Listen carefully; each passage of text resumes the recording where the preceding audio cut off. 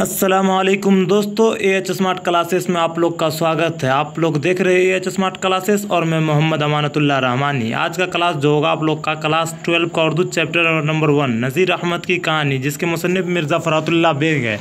इसका line by line explanation हम video बनाकर अपलोड कर चुके हैं। अगर आप लोग नहीं देखे तो मेरे चैनल पे अपलोड है, जाकर आराम से देख लीजिए। अगर वो वीडियो आप लोग देख लीजिएगा तो आपसे एक भी क्वेश्चन नहीं छूटेगा।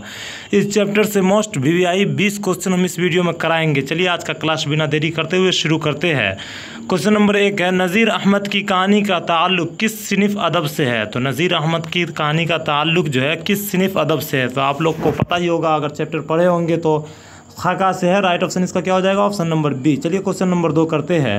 इनमें से कौन सी तख्लीक अफसाना नहीं है, मतलब नीचे 4 ऑप्शन है, उनमें से कौन सा तख्लीक जो है, तख्लीक मतलब लिखा हुआ अफसाना नहीं, ये आपसे पूछा जा रहा है। तो आप लोग ऑप्शन पढ़ चुके हैं, तो राइट ऑप्शन इसका क्या हो जाएगा, ऑप्शन नंबर ए, नज़ीर अहमद की कहानी। नज़ीर अहमद की कहानी एक खाका है और पूछा जा रहा है इनमें से कौन सी तख्लीक अफसाना नहीं है। तो राइट ऑप्शन इसका क्या हो जाएगा, ऑप्शन नंबर ए। बाकी परॉमिस नाविल है, इब्राहिम सुक्का भी नाविल है, आगे आप लोग पढ़िएगा। टोबा शेख सिंह भी आगे आप लोग पढ़िएगा, वो एक अफसाना है। चलिए क्वेश्चन नंबर 3 करते हैं। नज़ीर अहमद फ़रातुल्लाह बेग के कौन थे। यहाँ पर फ़रातुल्लाह बेग के कौन थे थोड़ा सा मिटा हुआ है। नज़ीर अहमद फ़रातुल्लाह बेग के कौन थे। ऑप्शन देखिए आप लोग, शागिर्द, वालिद, उस्ताद, चचा। तो नज़ीर अहमद जो है फ़रातुल्लाह बेग के कौन थे, तो उस्ताद थे। इसका राइट ऑप्शन हो जाएगा ऑप्शन नंबर सी। नज़ीर अहमद फ़रातुल्लाह बेग के उस्ताद थे और फ़रातुल्लाह बेग नज़ीर अहमद के शागिर्द थे, इसलिए फ़रातुल्लाह बेग पूरा नज़ीर अहमद का कहानी लिखा है।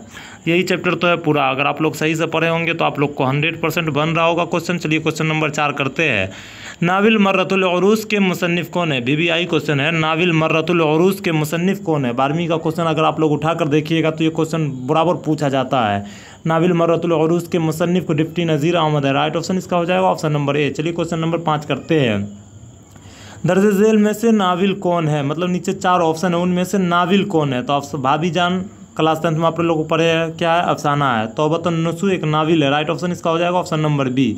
बाकी ज़हरे इश्क नहीं होगा, बागो बहार भी नहीं होगा, इसका राइट ऑप्शन हो जाएगा ऑप्शन नंबर बी, तौबतुन नुसू। चलिए क्वेश्चन नंबर 6 करते हैं। मिर्ज़ा फ़रातुल्लाह बेग के उस्ताद कौन है। तो मिर्ज़ा फ़रातुल्लाह बेग के उस्ताद नज़ीर अहमद है, आप लोग अभी पढ़े हैं। राइट ऑप्शन इसका हो जाएगा ऑप्शन नंबर बी। चलिए क्वेश्चन नंबर 7 करते हैं। मदरसा में फ़रातुल्लाह बेग के साथ कौन पढ़ते थे। मदरसा में फ़रातुल्लाह बेग के साथ कौन पढ़ने जाते थे। मिस्टर गज़ाली, मियाँ दानी, मिस्टर मुबीन, मियाँ निशानी। तो इसका राइट ऑप्शन क्या हो जाएगा, मियाँ दानी। मदरसा में मिर्ज़ा फ़रातुल्लाह बेग के साथ मियाँ दानी पढ़ने जाते थे। चलिए क्वेश्चन नंबर 8 करते हैं। नज़ीर अहमद किस मशहूर शख्सियत के उस्ताद थे। नज़ीर अहमद जो है वो किस मशहूर शख्सियत, मतलब फेमस शख्स के उस्ताद थे। तो अज़ीम बेग, अब्दुल्ला बेग, फ़रहतुल्लाह बेग, हशवतुल्लाह बेग। तो इसका राइट ऑप्शन क्या हो जाएगा, option number C, Farhatullah Baig. चलिए क्वेश्चन नंबर 9 करते हैं। फ़रहतुल्लाह बेग नज़ीर अहमद के घर क्यों आते थे। फ़रहतुल्लाह बेग जो थे वो नज़ीर अहमद के घर क्यों आते थे। पढ़ने के लिए, पढ़ाने के लिए, इल्मी गुफ्तगू के लिए या तफरीह के लिए।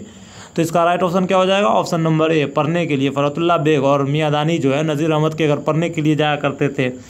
चलिए क्वेश्चन नंबर 10 करते हैं। नज़ीर अहमद की कहानी के मुसन्निफ़ कौन है। तो नज़ीर अहमद के कहानी का लेखक कौन है। नज़ीर अहमद खुद नहीं है, इसलिए इसका राइट ऑप्शन ए नहीं होगा, ऑप्शन नंबर बी हो जाएगा, फ़रहतुल्लाह बेग। नज़ीर अहमद की कहानी के मुसन्निफ़ फ़रहतुल्लाह बेग, राइट ऑप्शन इसका हो जाएगा ऑप्शन नंबर बी। चलिए क्वेश्चन नंबर 11 करते हैं। फ़रहतुल्लाह बेग की कौन सी तसनीफ़ शामिल निसाब है। फ़रहतुल्लाह बेग की कौन सी तसनीफ़, मतलब तसनीफ़ मतलब आप लोग समझ रहे हैं। फ़रहतुल्लाह बेग की कौन सी तसनीफ़, मतलब अफसाना या नाविल या खाका, इसी को तसनीफ़ कहा जाता है। मतलब कोई लेखक जो लिखता है ना उसको तसनीफ़ कहा जाता है। तो फ़रहतुल्लाह बेग की कौन सी तसनीफ़ शामिल निसाब, मतलब आपके किताब में कौन सा तसनीफ़ फ़रहतुल्लाह बेग का है। तो आप लोग ऑप्शन पढ़िए, उसका इसका आंसर क्या हो जाएगा, नज़ीर अहमद की कहानी, अपनी कहानी, नज़ीर अहमद की कहानी, किसकी कहानी। तो देखिए यहाँ पर नज़ीर अहमद की कहानी ऑप्शन ए में भी है। कहाँ गया, 1 मिनट रुक जाइए।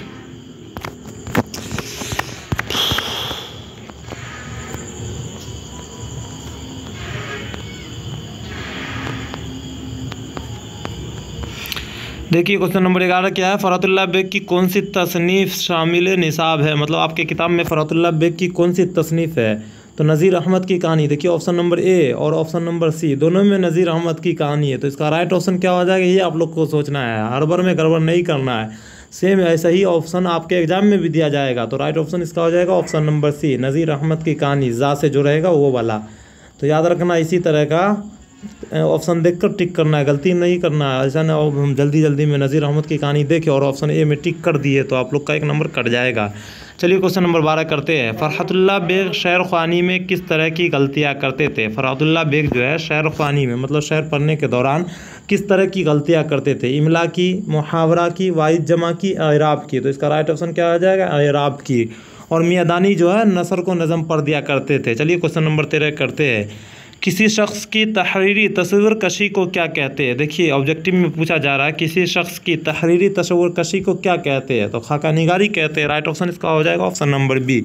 और अगर 2 नंबर में पूछा जाएगा खाका निगारी किसे कहते हैं या खाका निगारी से आप क्या समझते हैं, तो इसी तरह आप लोग को सजा कर लिखना होता है। किसी शख्स की तहरीरी तस्वीर कशी को ही खाका निगारी कहा जाता है, तो आप लोग को 2 नंबर मिल जाएगा। चलिए क्वेश्चन नंबर 14 करते हैं।